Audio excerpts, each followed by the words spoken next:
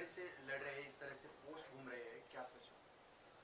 देखिए, अगर पोस्ट घूम रही है तो पर्सन भी कुछ होगा उसके अंदर सच्चाई उसमें। और पोस्ट घुमाने वाले जो है वो मेरे नांदेड़ के अहम जिम्मेदार जो है वो लोगों ने ये पोस्ट डाले हैं, क्योंकि उन्हीं की ख्वाहिश है कि नांदेड़ से इस बार लोकसभा का इलेक्शन हमने लड़ना चाहिए करके।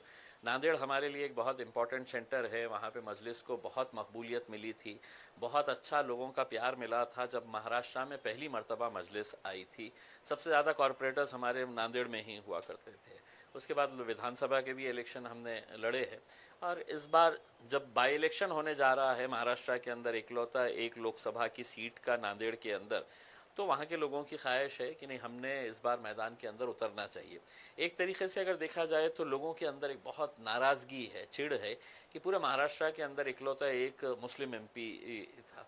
उसको हराने के लिए जिस तरीके से राजनीतिक साजिशें की गई है, पैसे का इस्तेमाल किया गया है, तो अब लोगों के अंदर उस चिड़ को देखते हुए कहीं ना कहीं ऐसा लग रहा है कि नहीं, इम्तियाज़ अली ने इलेक्शन लड़ना चाहिए करके, तो हम उतरेंगे मैदान के अंदर, किस्मत आजमाएंगे।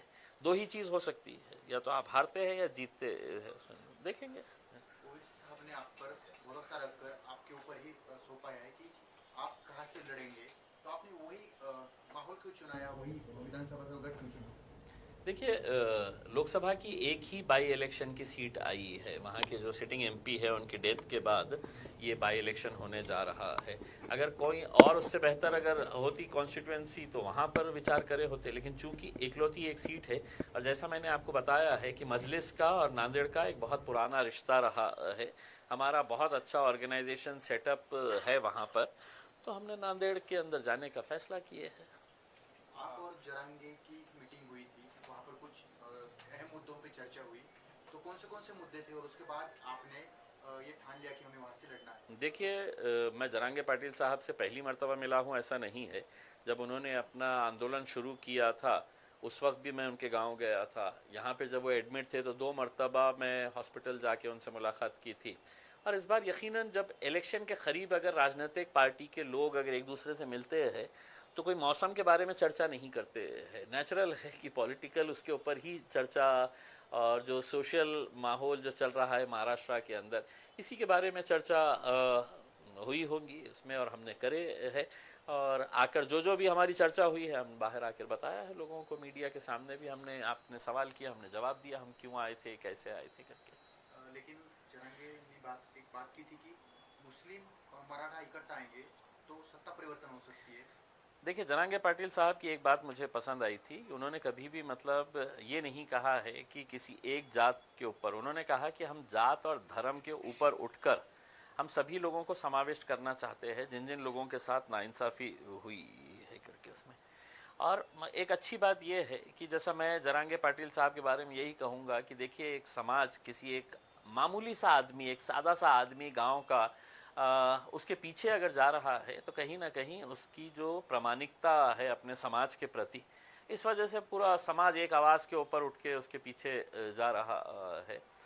तो यकीनन अब हमारी भी सोच यही है कि जितने भी एस्टैब्लिश पॉलिटिकल पार्टीज़ और एस्टैब्लिश्ड नेता है महाराष्ट्र, लोग हैं तो उनका चेहरा भी नहीं देखना चाह रहे हैं उसमें। आप खुद देखिएगा, अभी जो हुकूमत के अंदर बैठे थे, लोगों ने वोट किसको दिया था, हुकूमत में वो जाके किसके साथ बैठे हैं, किसके साथ दोस्ती कर लिए, किसके साथ गले मिल लिए है करके। तो लोगों का विश्वास अब राजनीति के ऊपर से ही ख़त्म होता जा रहा है, तो उनको एक ऑल्टरनेट देने के लिए हम सोच रहे हैं क्यों ना एक नया एक समीकरण तैयार किया जाए करके।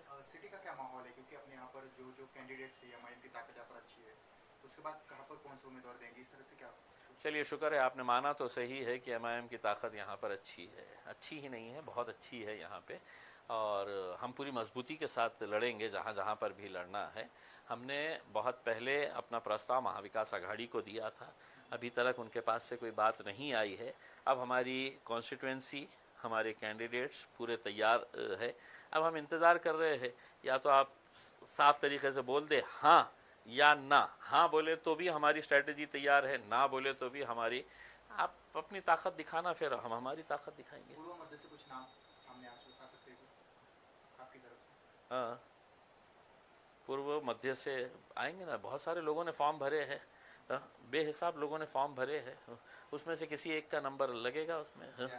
या आप दोनों जगह से लड़ेंगे? हो सकता है, मैं तो क्लियर कहा हूँ ना। अगर मेरे कायद बैरिस्टर असदुद्दीन अवैसी साहब ने कहा कि नहीं सिर्फ लोकसभा लड़ो तो लोकसभा लड़ेंगे, उन्होंने कहा नहीं विधानसभा ही लड़ो तो विधानसभा लड़ेंगे, उन्होंने कहा कि दोनों जगह लड़ो तो दोनों जगह लड़ेंगे, और उन्होंने कहा कि नहीं दोनों जगह मत लड़ो, तुम लड़ो ही मत, तो नहीं लड़ेंगे।